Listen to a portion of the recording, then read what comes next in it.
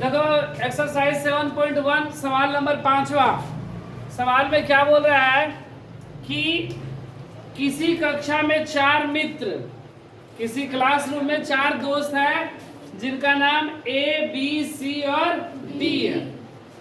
4 Mitra A B C और D पर बैठे हुए हैं जैसा कि आकृति में दिखाया गया। ये आकृति है। चंपा और चमेली कक्षा के अंदर आते हैं। चंपा और चमेली दो दोस्त क्लासरूम के अंदर आए बाहर धूप से अंदर, ठीक है।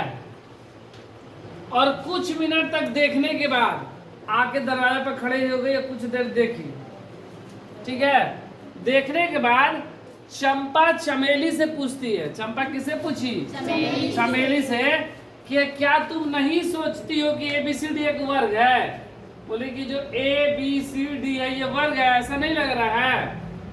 तुमको नहीं लग रहा है कि ये ABCD वर्ग है? मतलब ये जो ऐसे भुजा है ये एक वर्ग बनेगा, ऐसा लग रहा है? कौन बोल रहा है? चंपा पूछ रही है चमेली से। चमेली इससे सहमत नहीं। चमेली बोली कि ना, वर्ग नहीं है। बोले कि दूरी सूत्र का प्रयोग करके बताइए कि कौन सही है। चंपा बोल रही है वो सही है कि चमेली बोल रही है वो सही? चंपा बोल रही है कि वर्ग है और चमेली बोल रही है कि वर्ग नहीं है। तो कौन सा कथन सही है? चंपा का कथन सही है कि चमेली का? तो इसके लिए हमें क्या निकालना पड़ेगा? बोला है कि दूरी सूत्र का प्रयोग करके बताइए। तो हम लोग निकालेंगे इसका दूरी, और दूरी निकाल कर पता करेंगे कि वर्ग है कि नहीं। अगर वर्ग है तो चंपा सही बोल रही है, वर्ग नहीं है तो चमेली सही बोल रही है। अब वर्ग होने के लिए क्या चाहिए कि उसकी चारों भुजाएं बराबर और विकर्ण भी बराबर। अगर ऐसा आता है तो वर्ग होगा, नहीं आता है तो नहीं होगा। तो सबसे पहले निर्देशांक क्या होगा? ABCD का निर्देशांक हमें नहीं दिया गया है, तो सबसे पहले ABCD का निर्देशांक निकालेंगे। तो देखो A ये है ना, इसको हम लोग x अक्ष बोलते हैं और इसको y अक्ष। x पे कितना है? 3 और y पे कितना है? 4। तो A का निर्देशांक क्या होगा? 3 4। A का निर्देशांक 3 4। उसी तरह B का निर्देशांक ये कहाँ है? 6 पे, और ये कितना है? 7। तो कितना हो जाएगा? 6 7, ठीक है। C का निर्देशांक x कितने पे है? 9 पे, और ये y 4 पे, तो कितना हो जाएगा? 9 4। और D का निर्देशांक कितना हो जाएगा? 6 और 1। x का मान 6 और y का मान 1। तो देखो हम लोग दूरी सूत्र का प्रयोग करेंगे। यहाँ पर हम लिख देंगे साफ साफ। A का निर्देशांक कितना है? 3 4। B का निर्देशांक कितना है? B का निर्देशांक 6 7। C का निर्देशांक 9 4। 100 का निर्देशांक 9 और 4, और D का निर्देशांक 6 1, ठीक है। अब हम लोग दूरी सूत्र का प्रयोग करेंगे। AB की दूरी निकालेंगे, BC की दूरी निकालेंगे, CD की दूरी निकालेंगे और AD की दूरी निकालेंगे। साथ में विकर्ण AC और BD का भी तो हम लोग दूरी निकालेंगे। अगर ये सब बराबर हुआ तो ये क्या होगा? वर्ग होगा। अगर बराबर नहीं हुआ तो वर्ग नहीं होगा। तो हम लोग पहले AB की दूरी निकाल ले रहे हैं। ये AB है ना, AB, ये AB की दूरी निकालेंगे। AB के लिए x1 y1, x2 y2। x1 का मान 3, y1 का मान 4, x2 का मान 6 और y2 का मान 7। 3 4 6 7। अब हम लोग क्या निकालेंगे? AB की दूरी। AB की दूरी बराबर रूट के x2 माइनस x1 का square plus y2 minus y1 का स्क्वायर। x2 का मान 6 माइनस x1 का मान 3 y2 का मान 7 और y1 4 6 में से 3 गया, 3 7 में 4 गया, 3 का स्क्वायर 9 और 3 का स्क्वायर 9 रूट का 18।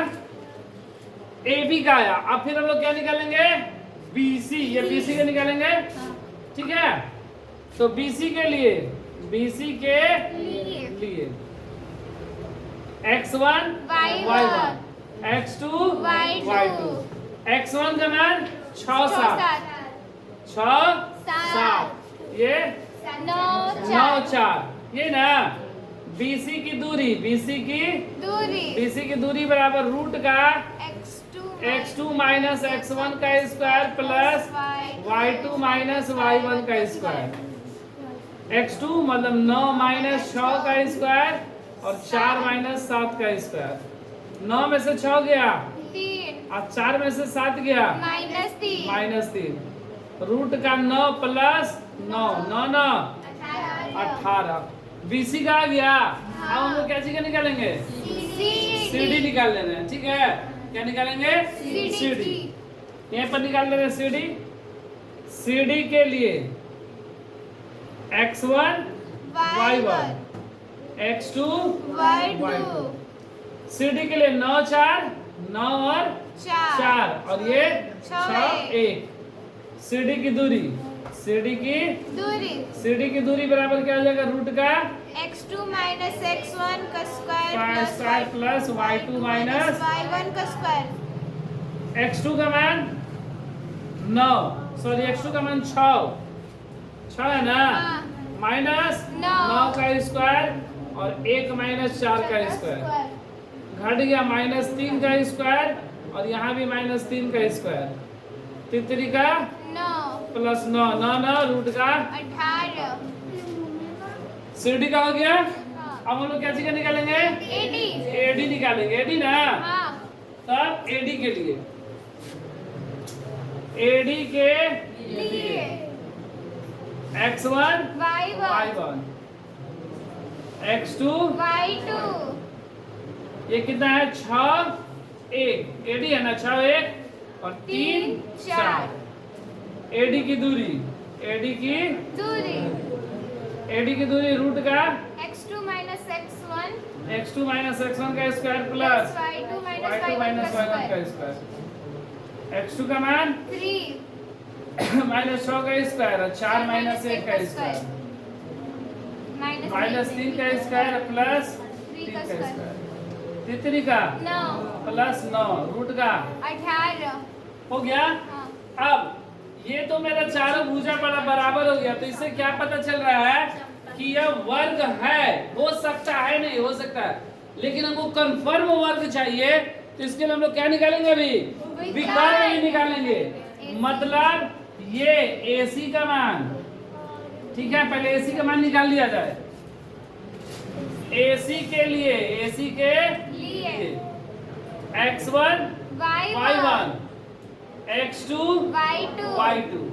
तो x1 का मान 3 4 9 4। तो AC की दूरी रूट का x2 माइनस x1 का square plus y2 minus y1 का स्क्वायर। x2 का मान कितना?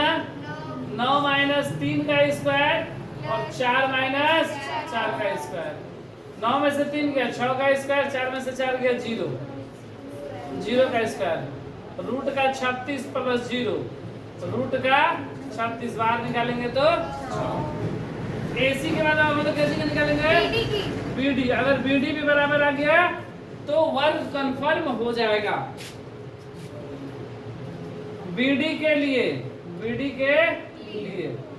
x1 y1 x2 y2 6 7 6 1। BD की दूरी रूट का x2 माइनस x1 का square plus y2 minus y1 का स्क्वायर। 6 माइनस 6 का स्क्वायर और 1 माइनस 7 का स्क्वायर। 6 में से 6 गया 0 का स्क्वायर और माइनस 6 का स्क्वायर। ये 0 प्लस 36 बराबर रूट का 36 बाहर निकालेंगे तो 6। तो यहाँ पर हम लोग देखे AB का दूरी कितना? रूट का 18, BC रूट का 18, CD रूट का 18, AD रूट का 18। ये चारों भुजाएं आपस में बराबर है।